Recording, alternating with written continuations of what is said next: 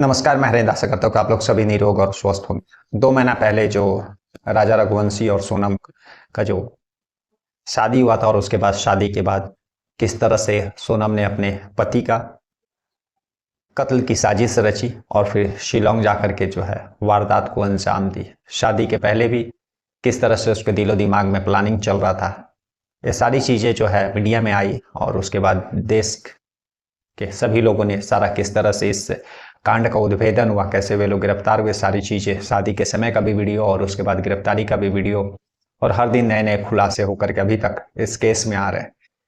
कई दफा मैंने क्राइम के स्टोरी सुनाने के दौरान यह कहा है कि बहुत सारा क्राइम की दुनिया में ऐसे समय आता है कि जब एक खास तरह का क्राइम होता है तो उस खास तरह के क्राइम का जो है चलन हो जाता है। उसके बाद देश के तमाम अलग अलग राज्यों, अलग अलग जिलों और अलग अलग गांव कस्बों से सेम तरह का जो है क्राइम निकल करके बाहर आता है। जब सोनम और राजा रघुवंशी का जो है स्टोरी बाहर निकल करके आया था तो उससे पहले भी उस तरह के क्राइम हुए थे और उसके बाद भी जो है उस तरह के क्राइम हो रहे हैं। आज की कहानी भी एक ऐसी कहानी है जिसमें एक पत्नी जो है शादी करना नहीं चाहती थी, किसी और से प्रेम करती थी, लेकिन फिर भी शादी करती है और शादी करने के बाद किस तरह से जो है अपने प्रेमी के लिए अपने पति का कत्ल की साजिश रचती है, उसी की कहानी है। दरअसल ये कहानी जो है बिहार का औरंगाबाद एक जिला है और उसी औरंगाबाद जिला में का एक गांव में जो है एक गुंजा देवी रहा करती थी जिसका उम्र लगभग 27 साल है। और शुरू से ही वह अपने फूफा जिसका नाम जीवन सिंह था, 60 साल उम्र थी, उसी के घर में जो है पढ़ाई लिखाई की और उसी के घर में जो है वह बड़ी हुई। लेकिन जो फूफा उसके रहते हैं गुंजा देवी के, जीवन सिंह, उससे जो है गुंजा देवी का नज़दीकियाँ बढ़ जाती है। और यह बात जो है जो जीवन सिंह की पत्नी रहती है, यानी जो है गुंजा की बुआ, उसको यह पता नहीं रहता है। लेकिन धीरे धीरे ये लोग घर पर मिला करते थे और बातचीत किया करते थे। धीरे धीरे रिलेशन इन लोगों का आगे बढ़ता है। तभी तभी जो है कुछ महीना पहले वर्ष 2024 में जो है जीवन सिंह की पत्नी यानी जो गुंजा देवी की बुआ रहती है, वह इन लोगों को देख लेती है, एक साथ बातचीत करते और समय बिताते। उसके बाद जो है ये बात जो है रिश्तेदार और बाकी सभी लोगों के कानों तक जाती है, तो सभी लोग यही राय करते हैं कि जो है गुंजा की शादी कर दी जाए ताकि जो है जो रिलेशन आगे बढ़ रहा है वह खत्म हो जाए। और इससे पहले भी जो है गुंजा लगभग 25-26 साल की हो गई थी, तो घर के लोग जो है उसके रिश्ते देख रहे थे और कई दफ़ा जो है रिश्ता का बात बन भी गया था। लेकिन जो जीवन सिंह रहता है वह गुंजा देवी से प्यार करता था, अपनी भतीजी से। इसी के कारण जो है वह शादी होने नहीं देता और किसी ना किसी कारण से जो है शादी को कटवा देता था, रुकवा देता था। लेकिन यह सारी चीज़ें जब जीवन सिंह की पत्नी को पता चलता है तो आनंद फानन में जो है लड़का देखने का काम चलता है और जल्दी जो है 1-2 महीना के अंदर जो है एक प्रियांशु नाम के लड़के से जो है गुंजा की शादी फिक्स कर दी जाती है। उसके बाद जो है 21 मई को गुंजा का शादी उसी प्रियांशु के साथ हो जाता है जो कि बिहार का ही रहने वाला था और पेशे से जो है वह जमींदार था, खेती बाड़ी उसका बहुत सारा था। शादी होने के बाद जो है गुंजा भी जो है मन से वह नहीं चाहती थी कि वह प्रियांशु से शादी करे। वह भी जीवन सिंह जो कि उम्र में लगभग उससे दुगुना बड़ा था, उसी के साथ उसका आगे रहने का, उसी के साथ जीवन बिताने का उसका मन था। लेकिन समाज के घर के दबाव के कारण जो है गुंजा प्रियांशु के साथ शादी करने के लिए राजी हो जाती है। 21 मई 2025 को, इसी साल 2-3 महीना पहले शादी होता है। और शादी होने के बाद भी जो है गुंजा और जो जीवन सिंह रहते हैं इन लोगों का जो है बातचीत फोन पर और ससुराल घर के बाहर जो है मिलना जुलना जारी रहता है।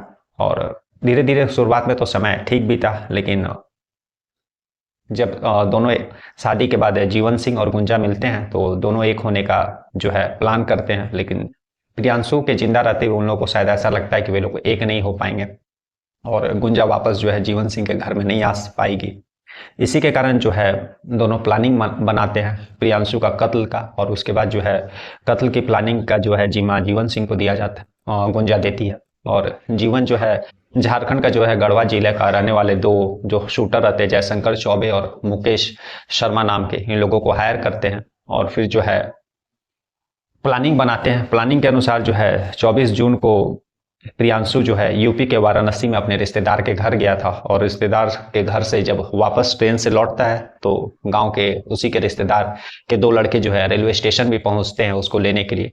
और रेलवे स्टेशन जब पहुंचते हैं तो आने के दौरान रात हो गई थी और तभी जो है पहले से जो है घात लगाए। दोनों शूटर जो है झाड़ियों में छिपे रहते हैं। उसके बाद जो है सुनसान रास्ते पे जैसे ही बाइक प्रियांशु और बाकी वो दो लड़के जो रहते बाइक पर आती है तो बाइक को रुकवा देते हैं। और उसके बाद जो है जयशंकर चौबे और मुकेश शर्मा जो है ताबड़तोड़ गोलियां जो है प्रियांशु को ऊपर चलाते हैं। और उसके बाद फोन से बाकायदा जो है गुंजा देवी को इन्फॉर्म भी करते हैं कि जो है हम लोग शूट कर दिए हैं, लेकिन अभी सांसें चल रही है। उसके बाद फिर जो है वे लोग शूट करने के बाद वहां से निकल जाते हैं। और फिर जो है दोनों लड़की और बाकी जो है हो हल्ला का आवाज के कारण लोग वहां जुटते हैं। और उसके बाद जो है प्रियांशु को नजदीकी हॉस्पिटल पहुंचाते हैं, जहां पर डॉक्टर उसको कुछ समय के बाद जो है मृत घोषित कर देते हैं। अब सारी चीजें जो है घर वालों को, लोगों को गांव के थ्रू पता चलता है, तुरंत पुलिस को भी इन्फॉर्म किया जाता है। पुलिस भी पहुंचती है और मौका वारदात का सारा मुआयना करती है, लेकिन कहीं से कोई क्लू, कहीं से कोई सीसीटीवी कैमरा कुछ मिलता नहीं है। धीरे धीरे पुलिस जो है अपना दायरा बढ़ाती है, प्रियांशु का सीडीआर रिपोर्ट, बाकी सारी चीजें जो है चेक करती है। तो पता चलता है कि उस रात जो है 24 तारीख को जो है यूपी वाराणसी से निकलने के दौरान और जो है प्रियांशु का गांव पहुंचने के दौरान जो है लगभग काफी बार जो है गुंजा के साथ उसका बातचीत हुआ है। तो एक पति का एक पत्नी से बातचीत होना आम बात है, लेकिन इतनी ज्यादा कॉल था, लगभग 50-60 बार, तो पुलिस को शक होता है। और पुलिस उसके बाद जो है गुंजा का मोबाइल मांगती है, उसका फोन नंबर, ताकि सीडीआर रिपोर्ट और बाकी चीजें वह निकाल करके तफ्तीश कर सके। लेकिन जब पुलिस इसका मोबाइल मांगती है तो जो गुंजा आनाकानी करने लगती है। पुलिस का शक बढ़ता है। उसके बाद पुलिस कड़ाई से पूछताछ करती है।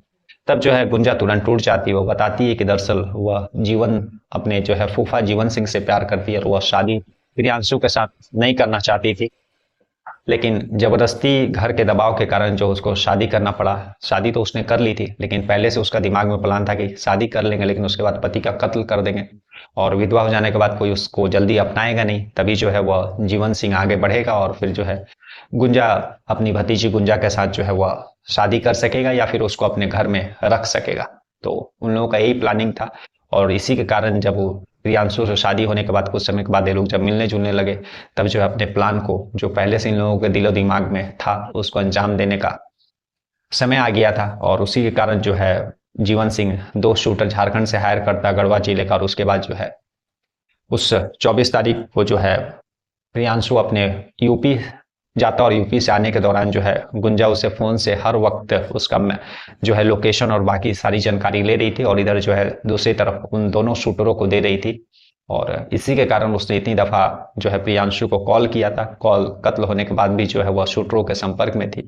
और पुलिस जब उसका मोबाइल लेकर के जो है चेक करती है तो उसमें एक मतलब अननोन नंबर दिखाई देता है। और जब उसका तफ्तीश करती है तो पता चलता है कि जो है उसी जो है 2 शूटर का वह नंबर है। और इसके बाद जो है पुलिस तीनों को गिरफ्तार करके जेल भेजती है। जीवन सिंह फरार है। फिलहाल पुलिस जो है उसका खोज कर रही है और उसको गिरफ्तार करने के बाद उसको भी जेल भेजेगी। तो आज की कहानी यही थी, जिसमें एक लड़की जो अपने दुगुना डबल उम्र के जो फूफा रहते हैं उसके प्यार के चक्कर में पड़कर अपने ही पति, जो कि अच्छा खासा एक जमींदार था, उसका कत्ल करती है और अपने हाथ जो है खून से रंग लेती है। फिलहाल जो है वह जेल में है और जीवन सिंह की तलाश पुलिस कर रही है। तो आज की कहानी यही थी, किस तरह से जो है लोग रिश्तों में जो है एक्स्ट्रा मैरिटल अफेयर के कारण कत्ल करके अपने हाथों को खून से रंग रहे हैं। यह एक सोचने वाली बात है। कल हम लोग फिर ऐसी किसी कहानी के साथ मिलेंगे। तब तक के लिए नमस्कार, जय हिंद, जय भारत।